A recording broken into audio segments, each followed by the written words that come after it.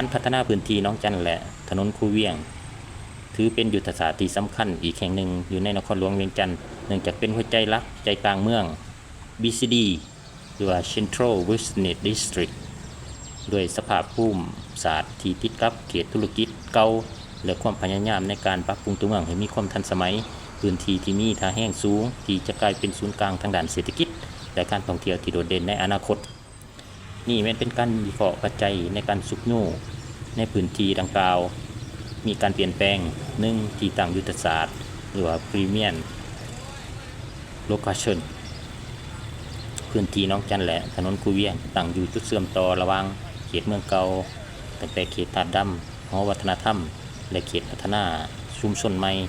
การเชื่อมต่อถือว่าเป็นเส้นทางหลักที่สามารถเชื่อมต่อไปยังสนามกีฬาโรงแรมระดับ5 ดาวและศูนย์การค้าต่างๆที่มีความสะดวกสบายความเป็นศูนย์กลางโดยการที่ตั้งใกล้กับสถานที่สำคัญทางประวัติศาสตร์และการเมืองมันจึงเป็นพื้นที่ที่มีมูลค่าที่ดินสูงที่สุดในลาว 2. การหัน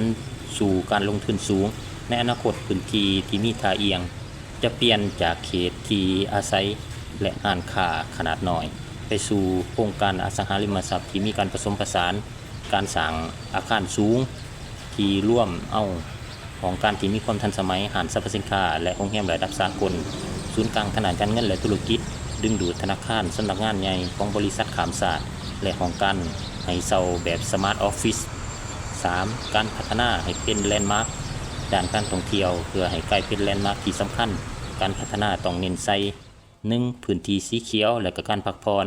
การปรับปรุงพื้นที่น้องจันให้เป็นสวนสาธารณะกลางใจกลางเมืองที่มีความทันสมัยหรือว่าUrban Parks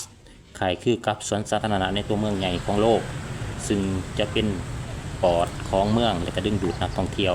สถาปัตยกรรมที่มีความโดดเด่นการออกแบบตึกอาคารที่มีความเอกลักษณ์ที่มีความทันสมัยมีการผสมผสานกับความทันสมัยทางด้านวัฒนธรรมเพื่อสร้างจุดถ่ายรูปและก็เป็นสัญลักษณ์ใหม่ของเวียงจันทร์เขตย่างเลนถนนคูเวียงสามารถพัฒนาให้กลายเป็นเขตย่างเลนที่มีร้านอาหารร้านคาเฟ่และก็งานศิลปะสร้างสรรค์ซึ่งจะช่วยส่งเสริมเศรษฐกิจกลางคืนได้อย่างดี 4. การสร้างสิ่งท้าทายที่ต้องพิจารณาเพื่อให้การเปลี่ยนแปลงนี้เกิดขึ้นอย่างยืนยงต้องมีการแก้ไขปัญหาที่สำคัญเป็นต้นแม่นระบบการระบายน้ำหรือว่าฝังเมืองพื้นที่น้องจันหรือว่าเป็นเขตห้องหับน้ำดังนั้นการพัฒนาต้องมีระบบวิศวกรรมที่มีความทันสมัยเพื่อป้องกันน้ำท่วมน้ำขังการจราจร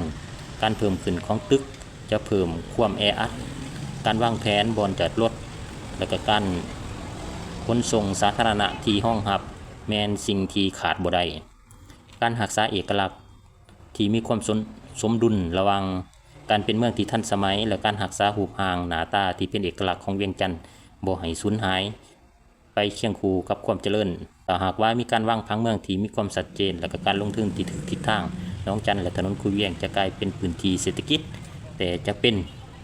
บริกลายเป็นพื้นที่เศรษฐกิจเท่านั้นแต่จะกลายเป็นหัวใจแห่งความทันสมัยที่ยกระดับมาตรฐานการดำรงชีวิตและการท่องเที่ยวในนครหลวงเวียงจันทร์ให้ก้าวเข้าสู่ระดับสากล